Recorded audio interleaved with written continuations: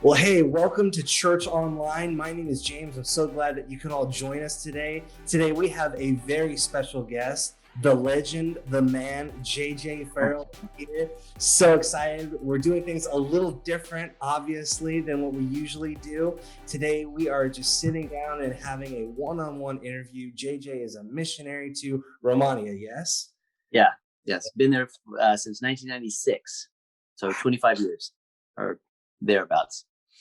It's still impressive no matter how you look at it. You've been there a while, you've been doing some amazing work, and God, we'll get into what God has done through your ministry. So let's just dive right in, shall we? So, It's been AJ, tell us a little bit about who you are, your family, what you're doing right now, and what has everything been looking like for you guys, especially with COVID and everything. oh, okay. Well, we just finished a 5-year term in Romania, and really this last term especially has been Romanian and actually the great all of Europe as well. So we're assigned to stimulate youth ministry across the great continent of Europe. But I am the when I'm in Romania, I am the youth pastor in a local church. My wife, Nelia, she is very active and involved. She runs the ladies ministry in the church, which how do you say this nicely? Normally, when you hear about ladies ministry, you think old ladies ministry. and it's she kind of has a niche for the exact opposite. So she's been a ladies minister attracting the younger ladies. So yeah, it's a popping and booming church that we've been a part of for the last few years, and so we're itinerating missionaries, and we've been back for a few months now. We have a couple of kids. I have a 14-year-old daughter and an 18-year-old son who's about ready to finish high school in the next couple of weeks here. What did I miss? No, it's all great stuff. It's so cool. You guys have been missionaries a long time, so I'm sure you have tons of stories, just things where God has moved. You've seen him move, whether it be just by getting that last minute check right and being able to do what you need to, or just by people coming to Jesus. Could you just share, maybe one or two things that you've seen where God has done something miraculous in your ministry, whether it's in Romania or wherever at you've been? Yeah, well, I tell you, being home right now during COVID and trying to itinerate is that's the Assemblies of God way of saying missionaries home to raise funds. Well, this is a very weird time to try and do that, but in all honesty, I think I dare to say it, but I think that we're doing a little bit better this time than what we have in other times of itineration. Mm. Maybe I'm just older. I don't know. But the Lord is blessing, and that for sure is a miracle. Because man, we need to get back. We can only stay in the United States for so long. We have to get back. We've got all these projects and things we're doing.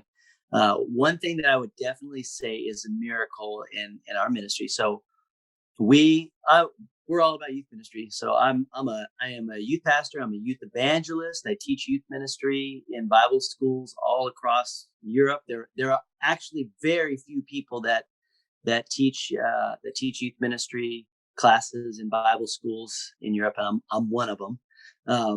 And I help churches start youth ministry. I mean, we kind of do the whole gamut. I'm the camp speaker, the conference speaker, all that sort of thing. And I work a lot with the network and national youth directors, and together we look for the dark spots where we call them dark spots. The place where youth ministry doesn't really exist, or maybe they're just not going for it, or something else needs to happen. And we just grassroots go for it, just try and figure out how we can put youth ministry on that map. Um, so a few years ago, when I used to describe the way I used to describe the response that we had to our ministry. Now, of course, in Romania, we've always had plenty of. I say always. We've had plenty of response to establishing youth ministry in Romania for the last good 10 to 12, 13 years, something like that. Okay. There's always been a training aspect and an advancing aspect to what we're all about. But I used to tell people it's kind of like beating your head against a steel door that doesn't want to open, but you just know that this world is going to be a better place once it does open. So you just stay at it and, keep hitting. Um, Today, and this really, I can't take all the credit, and really I can't take any of the credit because it's the Lord.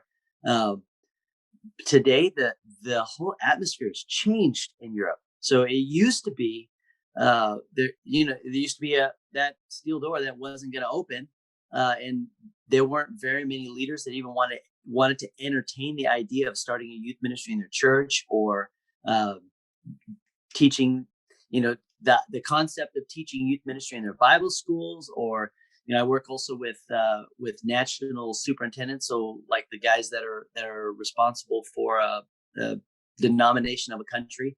So chat with them about, hey, your country would be a better place if you'd have youth ministries in your churches, and it wasn't a conversation that would ever go anywhere, Right. um, until about 6 or 7 years ago, something happened, and now there is more interest in youth ministry across the continent of Europe than what there has ever been before, and we genuinely get more requests to do very, very significant ministry than what we could ever fulfill.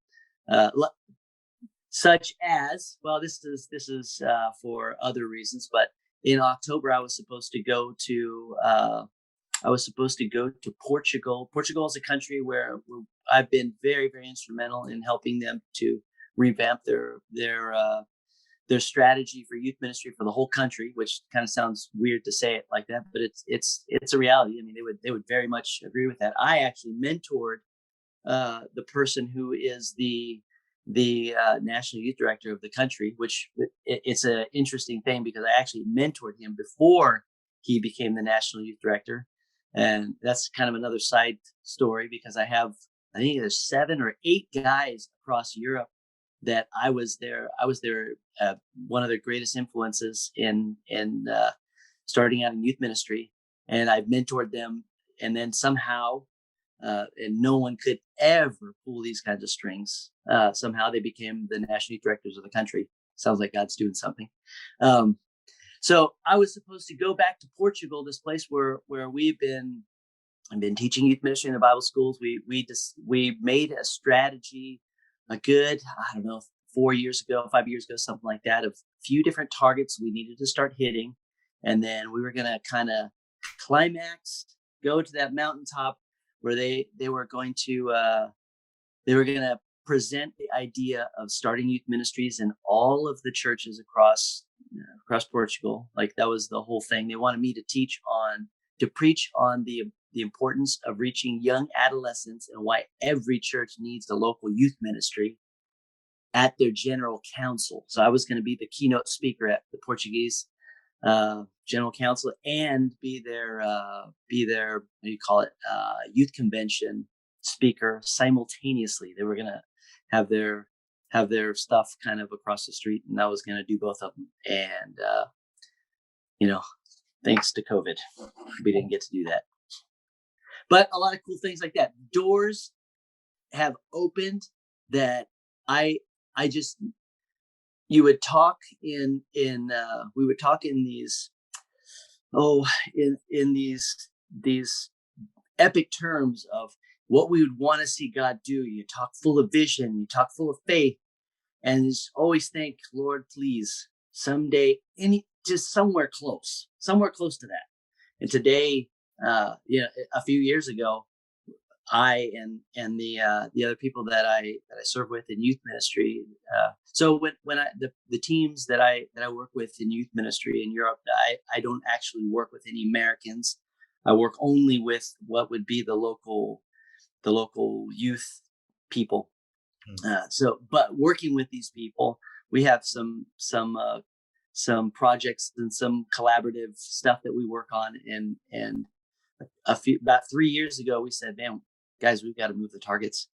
We're getting so incredibly close to things that sounded like rocket science, and today they're going to be a reality soon.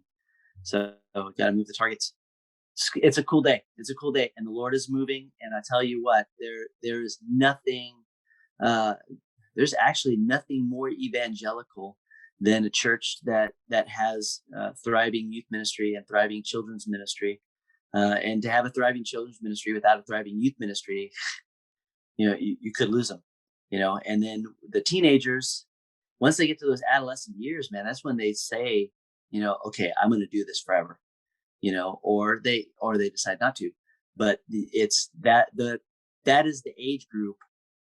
Statistically, that is the age group where people all around the world, and in Europe, I can vouch for sure.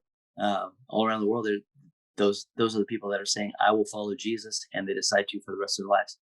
So that's why we're helping churches start youth ministries, because every church actually every church needs one. Every local church needs a local youth ministry.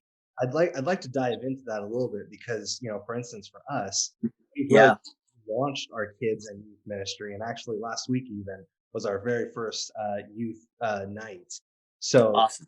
it's important, right? I mean, there's a lot. I mean, it's a huge deal. I know it seems like a small thing to some people, and even to some pastors, maybe sometimes, where it's like, Yeah, but it's yeah. it's It becomes an accessory almost. exactly, and when really it's building the next generation. So can you kind of talk to that of why it's so important to have a vital kids and youth ministry specifically?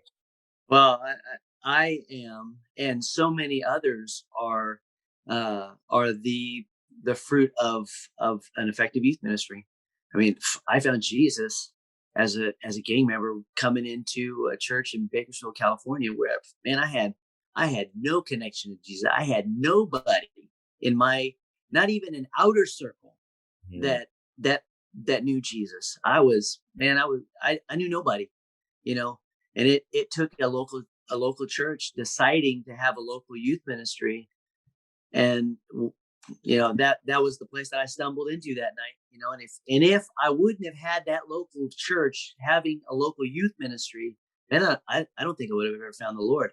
But really, you think Satan is actually a whole lot smarter than what we make him out to be, because you think, what is the one category of people that are most under fire, like, throughout the generations? Who they are? The teenagers.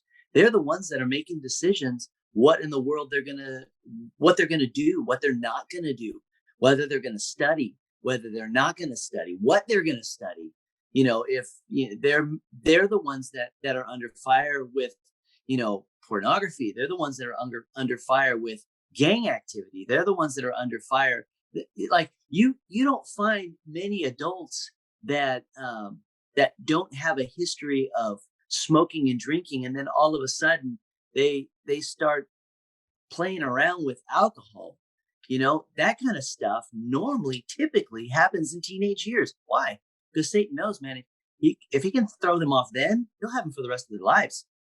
But the reality is, with in the United States, I believe it's 86 or 87% of the people that accepted Jesus, and these are like well documented studies that they've done over multiple generations. Seems like every 20 or 30 years they're doing another survey like this, and like big time surveys. And they're asking the right question. They're saying, hey, what age category did you find the Lord? Now you're talking 80-year-olds, 70-year-olds, 50-year-olds, 40-year-olds, 30-year-olds, 20-year-olds, you know, and it's the biggest age group is between 12 to 14. We're talking in the 80, I think it's 86% in the United States said, I found the Lord when I was between 12 and 14 years old. You kidding me? So not only it's funny how Satan sees teenagers as such an important target, but the church somehow misses that target, because you're not gonna notice when a 12-year-old finds the Lord. When you start looking through the offering, because they're not going to give very much. They're gonna show up and maybe make too much noise and leave behind candy wrappers and all that kind of thing. But when a 12-year-old finds the Lord, here's something also that's really, really interesting about young adolescents. So children are actually, man, the younger a person is, the more open they are to spiritual things. And regardless of what mom and dad say and think, they they will easily believe in Jesus.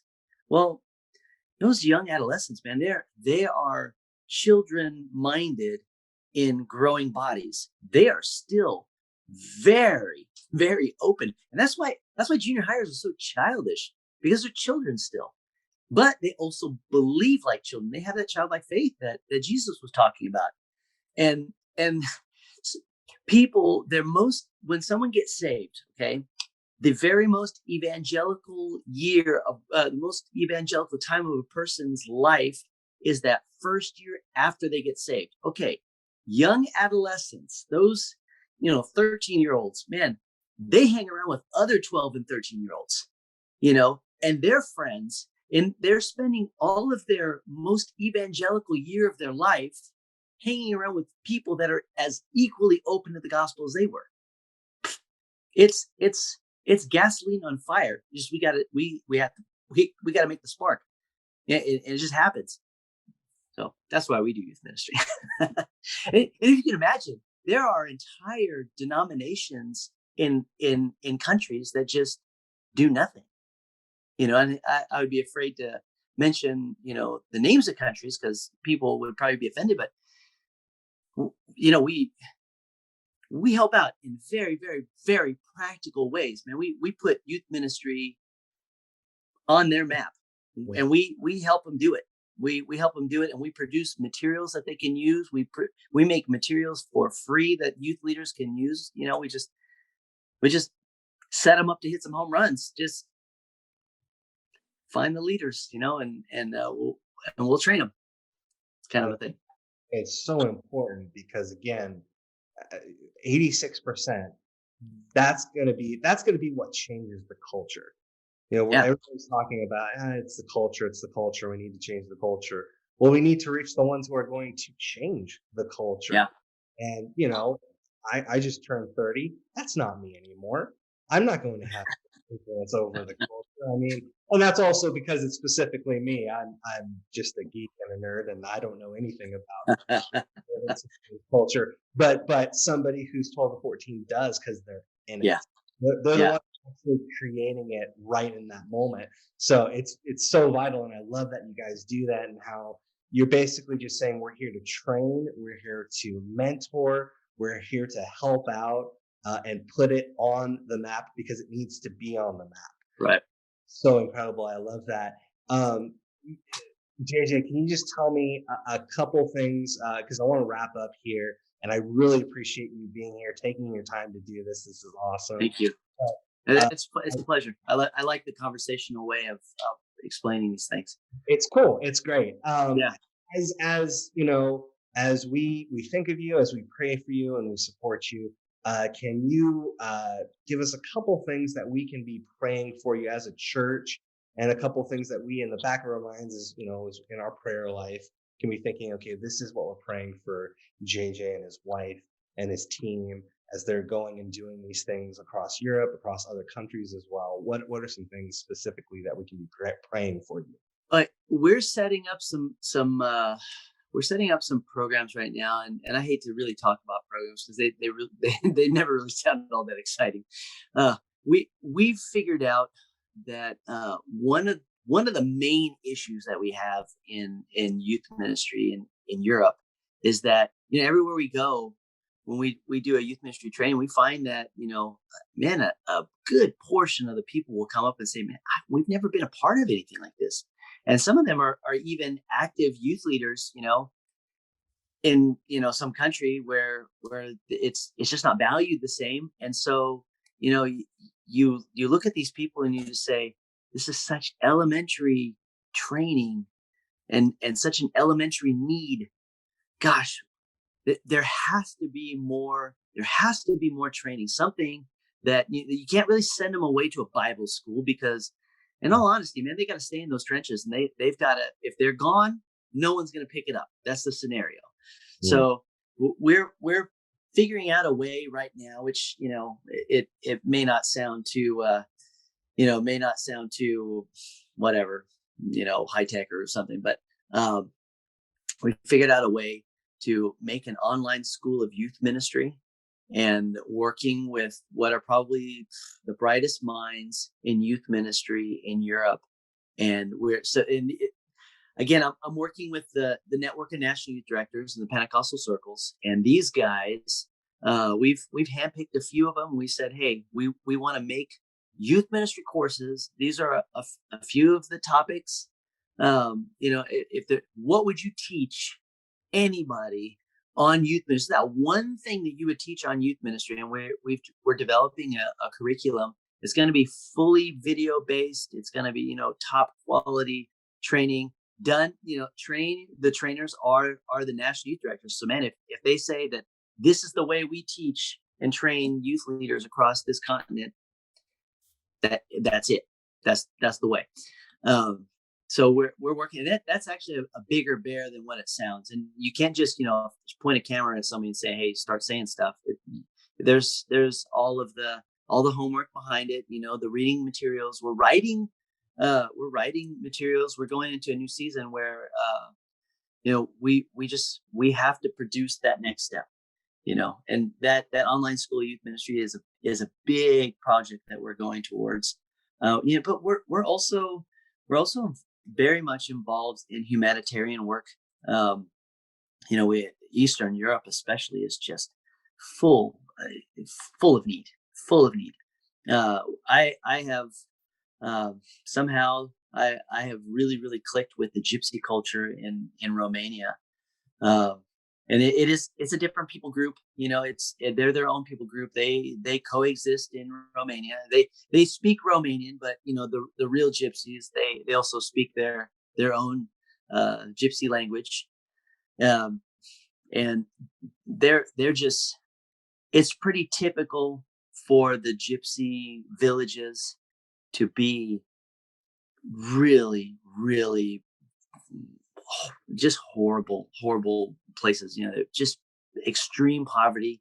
Right. The interesting thing is right outside of Bucharest, about I don't know, about 10 years ago or so, when we started traveling a little bit more, I decided that instead of boosting all over the country all the time, we made a strategic move we decided that we would concentrate especially on this like a 1.5 hour radius from Bucharest, which I live in Bucharest. It's the capital. So we thought, if we can change the youth ministry culture in this one radius, then they'll never go back to the days when they don't do youth ministry. And today, actually, that we have changed the whole culture there. However, we also found out that is where that is the poorest area in what most people would consider to be a poor country. So it gets really bad really quick. A 10-minute drive outside of the capital city, which is capital is 4.2 million people or so. 10 minutes, 15 minutes out, and you'll feel like you're in a third world country. People they're getting water out of wells. They're dirt roads, gravel. You'll have livestock, which livestock is not that big of an issue, but the way in which they're coexisting with livestock and just shanties and horrible, deplorable conditions. So we've developed really good relationships with gypsy churches and gypsy pastors, and there are a lot of those people, a lot of those pastors and churches that they're helping people in really significant ways. People that have zero hope, and they have no hope of having hope. And we're locking arms and just kind of saying, hey, we'll help you out. We help out with a lot of food, a lot of wood in the winter, and school supplies for the kids, and clothes and things, and jackets, and time to time repair a leaky roof before the winter shows up, and that leaky roof turns into icicles inside of the house, stuff like that. So those are a couple of things that the church can be praying for, and these are definitely the things that you guys are giving towards already when you support our ministry. So thank you for that. Thank you for that. Hey, can I add something? Yeah, of course, please. When we have so in Bucharest, I have been the youth pastor in two different churches. Both of those churches, we started the youth ministry. Both of the youth ministries, most people would probably look at them and say, "Man, those youth ministries are thriving. You know, they're doing what they're supposed to do." But they both started very, very humble. You know, I talked with Pastor Matt, and I expected, I expected a very small number of teenagers to show up, because that's just the way it works. You want to start with 50, 60 people, but it doesn't happen that way. Man, hold on strong, and never let it go, because you'll never be able to tell how what God wants to accomplish through that youth ministry if you back away from it, because it looks like it's not being very fruitful. I mean, I guess I always tell the churches that we help start the youth ministries, I say, hey, which one of those kids is not worth it? you Mm. know and you, by having those kids coming to your youth ministry, you all of a sudden have access to their friends. You can influence their circle of friends, their schools, on and on. It is a domino effect that moves very slowly. But hold on strong. It is going to be an awesome thing. And hey, you know you don't know what great evangelist is sitting there, 14, 15-year-old. You don't know what God has cooked up for the future. Just stay on strong, and we'll all see. Right on, JJ. I love that. No, we will hold on strong. You hold on strong as well. We'll be praying for you.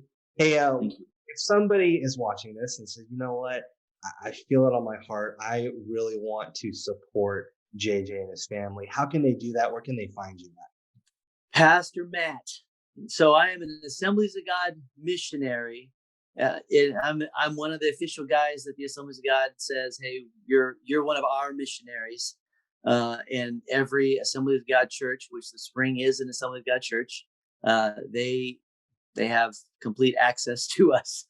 at? So you talk to Pastor Matt, talk to the different people that are there on staff, and it's really easy to support our ministry. If you support the missions program at your church, you will be supporting our ministry already. There you go. Awesome. Well, hey, thank you so much again for doing this. Thank you. So happy. Hey, if you were watching this today, thank you so much for joining us. We really appreciate it.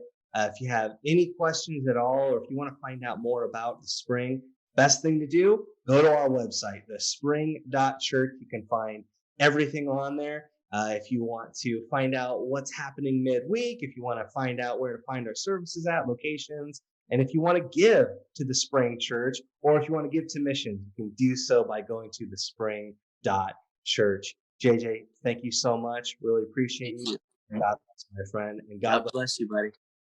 We'll see you next time.